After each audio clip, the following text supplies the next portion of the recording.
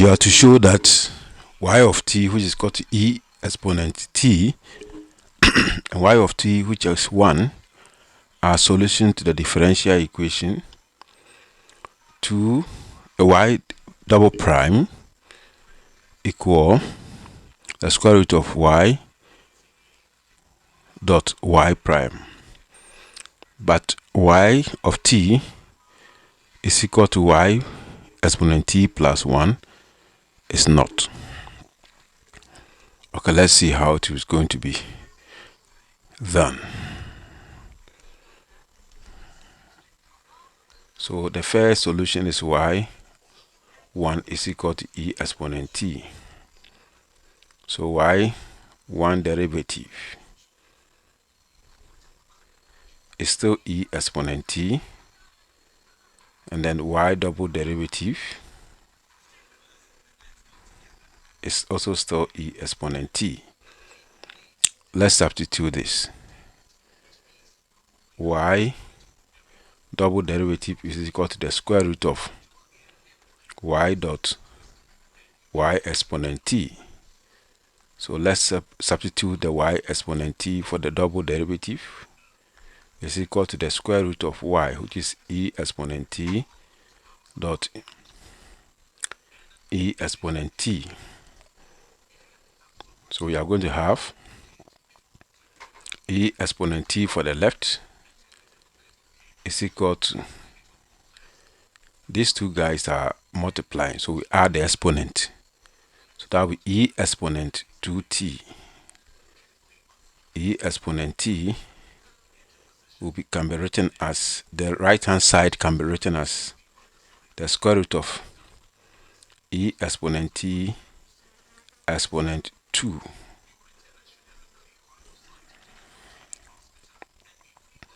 Then e exponent t is equal to the square root of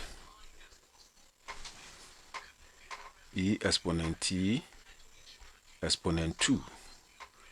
The square root here will cancel the 2 here, and e exponent 2 is equal to e exponent 2. Now let's look at the second solution. Y is equal to 1. y2 is equal to 1. When we differentiate this function, it's going to get 0. When we differentiate again, it's still 0. And the differential equation is y double derivative is equal to the square root of y dot y derivative. So we are going to have 0 for this double derivative is equal to 1 multiplying y derivative is 0. So 0 will be equal to the square root of 0, and 0 is equal to 0. So this shows that the two solutions are the solution to the differential equation. But let's prove that the second one is not. That's a linear combination of the two.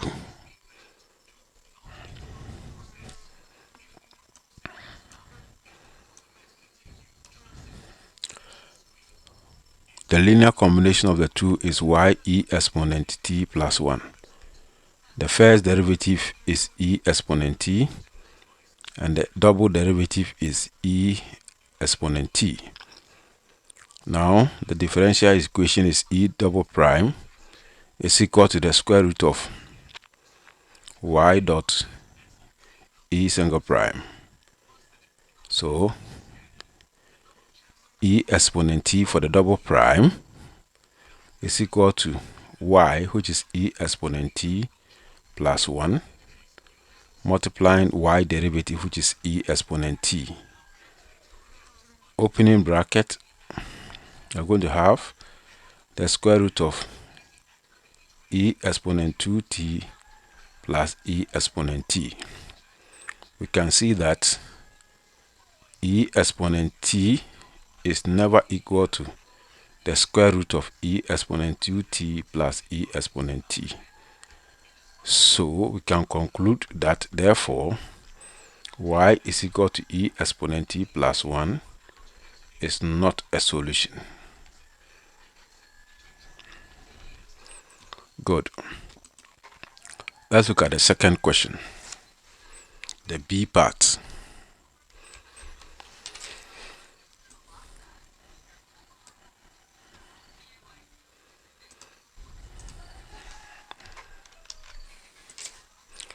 We are to express y in terms of x, given that dy dx dy over dx minus 4y is equal to 3e exponent 2x, given the initial condition y of 0 is equal to 2. So this is a first order ordinary linear differential equation where you can use the integrating factor. Y derivative minus 4y is equal to 3e minus 2x.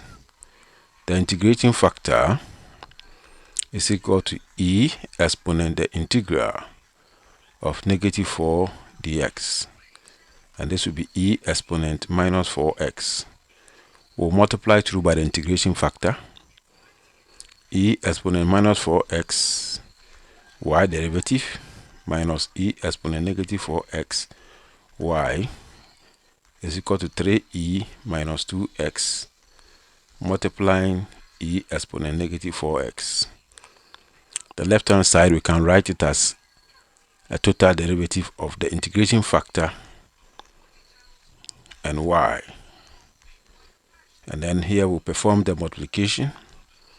We just add the powers, and that will be e exponent minus 6x.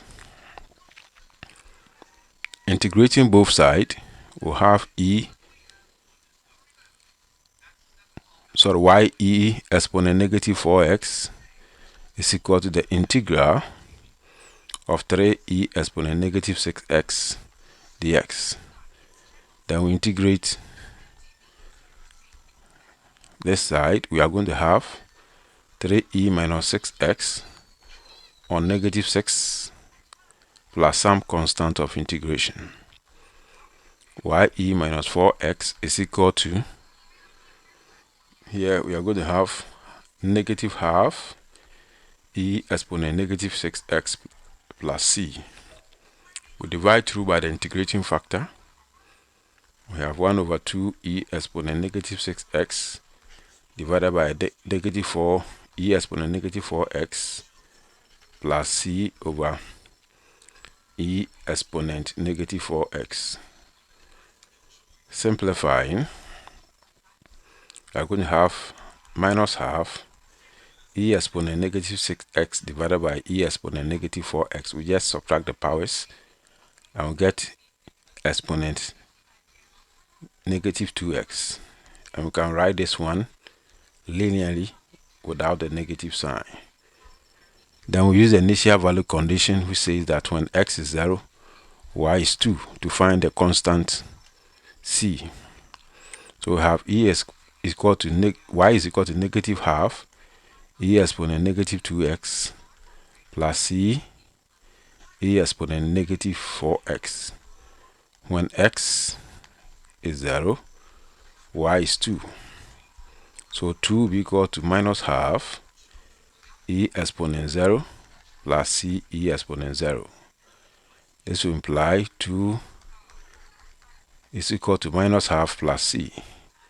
Clearing fraction will have 4 minus 1 plus 2c. Then grouping like terms, 5 will be equal to 2c, implies our c is equal to 5 on 2. Then we'll write our final answer as y is equal to minus half e exponent minus 2x plus 5 on 2 e exponent minus 4x.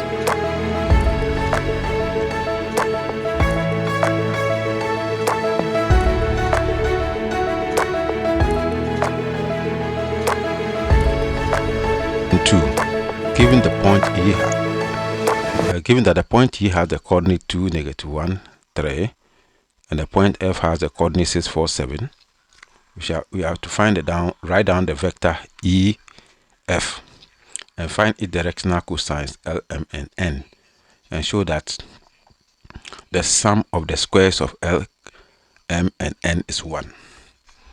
Okay, so let's start. The vector EF can be obtained by the formula OF minus OE. The coordinate of F are 6, 4, 7. And then the coordinate of E is 2, neg 1, neg 3. When we perform the subtraction, we are going to have 4, then 5, then 10. So the vector EF is equal to 4, 5, and 10. Let's look at the directional cosines. We can find the directional cosines by first finding the magnitude. So let's find the magnitude of EF. And this is the square root of the square of 4 plus 5 squared plus 10 squared. We have 16 plus 25 plus 100. So let's just use calculator to find this value. So we have to find the square root of 16 plus 25 plus 100, and the calculator says is square root of 141. The directional cosines L, M, and N. Our L is just the component 4 over the magnitude, and that of M is the second component over the magnitude. And N is equal to the last component, which is 10, over the magnitude. So let's find out whether the sum of L squared plus M squared plus N squared will be 1. So that will be 4 over the square root of 141 all squared plus 5 on the square root of 141 all squared plus 10 on the square root of 141 all squared. This will yield 16 over the square root of 141. This will give us 25 over, the square will take care of the square root. So it will be 16 over 141. And this will also be 141, 100 over 141. The LCM are the same, so we add the numerators. So 16 plus 25 plus 100. And this will give us 141 on 141. And the answer is 1. So we can conclude that L squared plus M squared plus N squared is equal to 1. So let's look at the second question.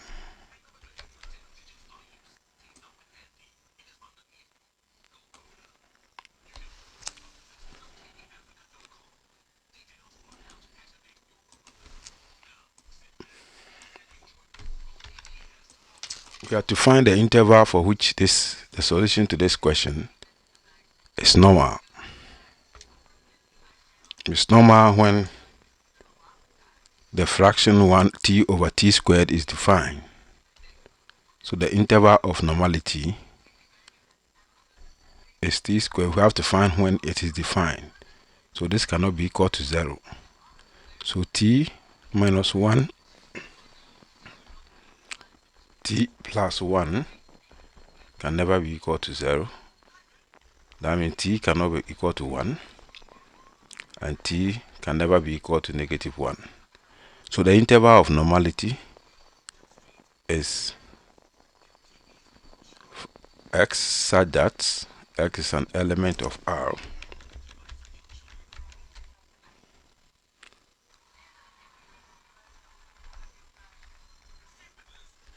but sorry, it's t. T such that, let's write it well. T such that t is an element of R, but t never equal to 1 or -1.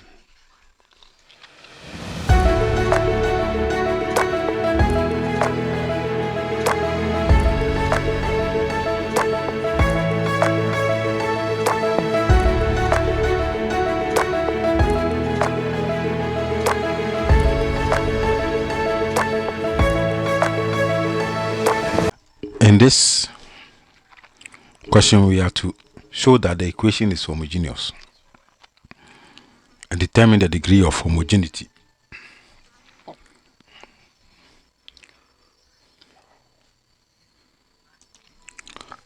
A function given as f of x, y is homogeneous if f of lambda x comma lambda y is just lambda f of x, y. Okay, by inspection we can see that the powers of the variables are homogeneously distributed, so the function is homogeneous. But we have to do it step by step to establish that it's homogeneous and establish the degree of homogeneity. When you come here, the power of x is half and the power of y is also half. That gives a total of what? 1. And the power of y is 1 here and the power of x is 1 here. So obviously the variables are homogeneously distributed, the function is homogeneous, and the degree of homogeneity is 1. Okay, so let's establish that. First, we have to write the function in the standard form, the differential equation in the standard form. So we take the x dy to the other side. So we are going to have 2 square root of xy minus y dx is equal to x dy. Because we want x dy dx to stand alone, we divide both sides by x dx. So let's perform that division. So here over x dx, here over x dx. The left hand side, the dx will cancel the dx, and here x will cancel x. So we'll be left with dy dx is equal to 2 square root of xy minus y on x. So our function xy, our function fxy is defined by 2 square root of xy minus y on x.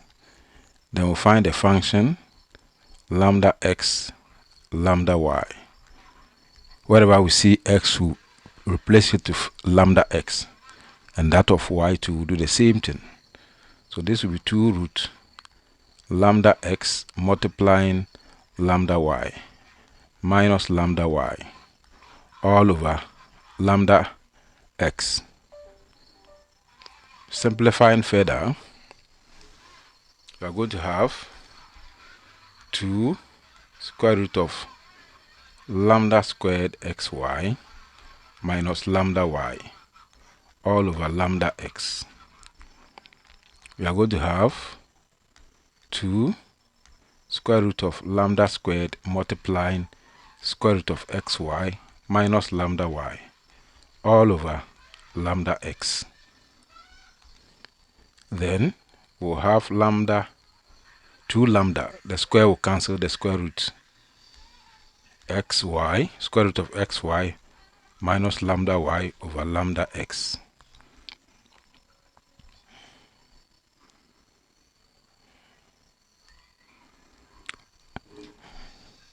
We can factorize lambda from the top, and we'll have lambda out 2 square root of lambda xy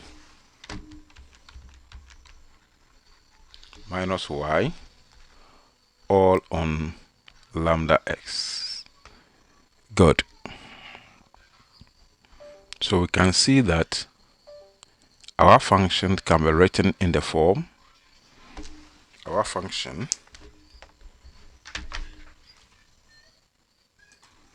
consider our function f lambda x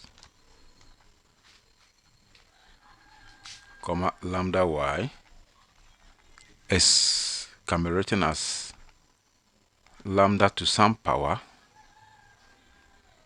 the original function xy. I think the first one I didn't bring the power. The power should be n. So since the top and down are having the same power, we can rewrite this as lambda raised to the power 1 to square root of xy minus y over lambda also power 1 to x. We can conclude that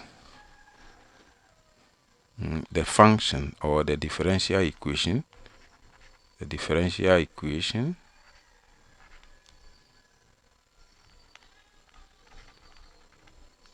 is homogeneous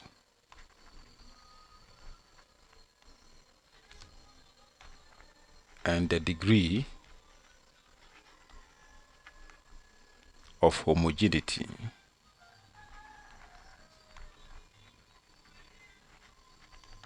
is 1.